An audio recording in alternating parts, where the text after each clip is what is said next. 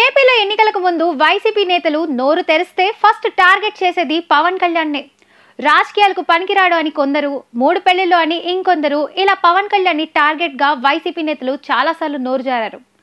TDP కంటే ఓ stage లో జనసేనను Pawan Kalyan target చేసినట్లు కనిపించారు. మరికొందరైతే కుటుంబ సభ్యులను లాగేసి నోట్తో చెప్పలేని మాటలు వదిలారు. కట్ చేస్తే వైసీపీకి పవన్ దెబ్బ భారీగా పడింది. సేనాని వెనక ఉన్న బలమైన సామాజిక వర్గానికి వైసీపీ అనుకోకుండానే శత్రువుగా మారిపోయింది. తమ పవర్ ఏంటో ఎన్నికల్లో చూపించారు. వీళ్లకు పవన్ ఫ్యాన్స్ తోడయ్యారు. వైసీపీకి కనీసం ప్రతిపక్ష హోదా కూడా రాలేదంటే ఇది ఓ కారణమే. వైసీపీ అన్న ప్రతి మాట పవన్ లో పట్టుదల పెంచినట్లు కనిపించింది. అందుకే ముందుండి కూటమిని నడిపించారు. పొత్తులకు దారి చూపించారు. వైసీపీని ఓడించాలనే ఏకైక ఎజెండాతోనే 2024 ఎన్నికల్లో బరిలోకి దిగి వైసీపీ గొంతులు అన్ని మూగబోయేలా చేశాడు పవన్. కూటమి దెబ్బకి ఫ్యాన్ పార్టీ కుదేలైంది. ఇప్పుడు కూటమి అధికారంలోకి వచ్చింది. అంతా అన్నట్లుగా గడిచిన 3 నెలలలో ఎక్కడ జగన్ మీద, వైసీపీ మీద పవన్ కానీ జనసేన కానీ ఘాటు వ్యాఖ్యలు చేయలేదు. రాజకీయం అంటే తిట్టుకోవడం కాదు అన్నట్లుగా పవన్ వ్యవహరించారు.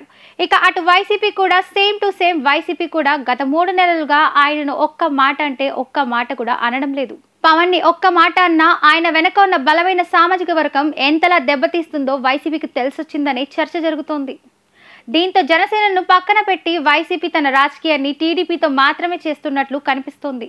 టీడీపీ కూటమిలో 3 ప్రధాన పార్టీలు ఉన్న చంద్రబాబునే వైసీపీ టార్గెట్ చేస్తుంది. వరదల సమయంలో పవన్ కనిపించకపోయినా వైసీపీ పెద్దగా పట్టించుకోలేదు. చంద్రబాబును మాత్రమే టార్గెట్ చేసింది.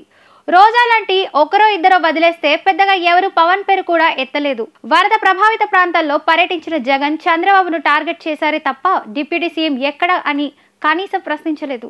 పవన్ పేరు ఎత్తేందుకే వైసీపీ భయపడుతోందా, లేదంటే ఇది కొత్త గేమా అనే చర్చ జరుగుతోంది.